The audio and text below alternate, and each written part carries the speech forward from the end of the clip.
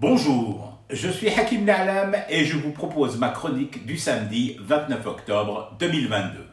Elle s'intitule King Flush Royal. D'abord en finir avec le débile raccourci « Ouais, retirons-nous de cette foutue Ligue arabe ». Ah bon? Pourquoi? Pourquoi cracherais-je sur la richesse de ma matrice?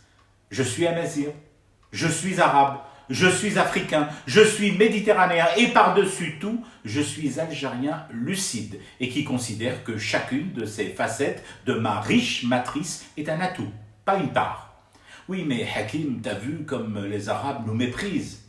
La faute à qui? Si effectivement notre statut de pays membre de la Ligue arabe a été ainsi dévalué.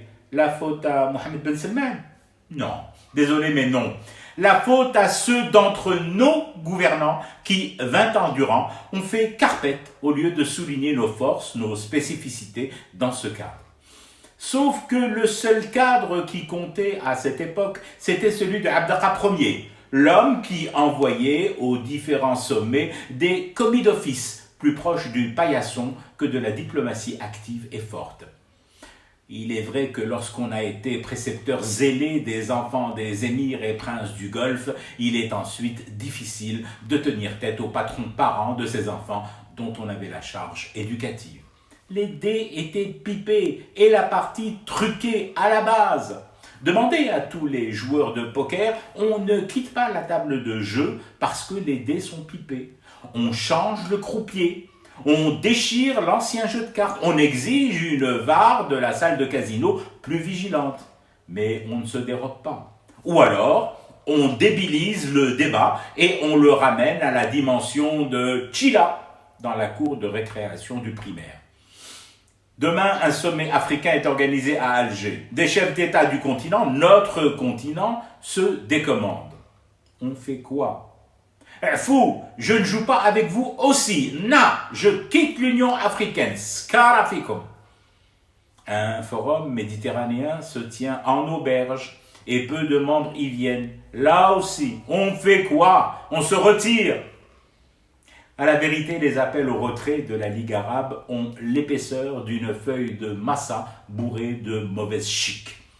Reprendre la place qui est la nôtre dans ces espaces vitaux ne se fait pas en 24 mois et des poussières de colère. Ce qu'a détruit ce clan, le clan d'Oujda et de Mosquée, en 20 années d'avilissement, se reconstruira sur la durée. Une durée douloureuse, mais impossible à éviter, à contourner. Le chemin de la renaissance ou pas de la Ligue arabe, mise en veilleuse, je le rappelle, depuis des lustres, passe aujourd'hui par notre capitale, Alger. La table est dressée, les joueurs assis tout autour. Pas tous les joueurs, oui, peut-être, mais le croupier est là, enfin changé et surtout debout, à veiller. Veiller sur quoi? Veiller à ce que plus personne ne voit en nous un paillasson idéal pour s'essuyer les babouches. Si nous gagnons cette partie-là, perso, je considérerais que nous aurons alors remporté la mise, raflé le tapis sur la table avec une superbe King Flush royale.